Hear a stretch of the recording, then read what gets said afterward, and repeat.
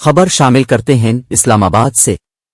شاہ محمود قریشی کا کہنا ہے کہ پی ڈی ایم اتحاد بکھرنے کی شروعات ہو چکی ہے، عملی طور پر یہ اتحاد ختم ہو چکا ہے، اب صرف اعلان کرنا باقی ہے۔ میڈیا رپورٹس کے مطابق وائس چیئرمین تحریک انصاف شاہ محمود قریشی نے کہا ہے کہ بلاول بھٹو نے جلسے میں سوات کے حوالے سے خدشات ظاہر کیے۔ سندھ کے بارے میں بلاول بھٹو ٹھیک کہہ رہے ہیں، تاہم بجٹ میں سندھ کی ایلوکیشن کے بارے میں تبصرہ کیوں نہیں کیا؟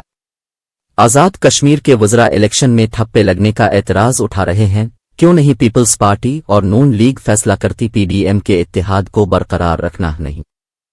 ان کا کہنا تھا کہ اگر آزاد کشمیر کے الیکشن میں نون لیگ نے پیپلز پارٹی کے ساتھ دھاندلی کی تو پھر میئر کراچی کے الیکشن میں نون لیگ نے پیپلز پارٹی کو 13 ووٹ کیوں دیے؟ میئر کراچی کے الیکشن میں اپنا احتجاج کیوں نہیں ریکارڈ کرایا؟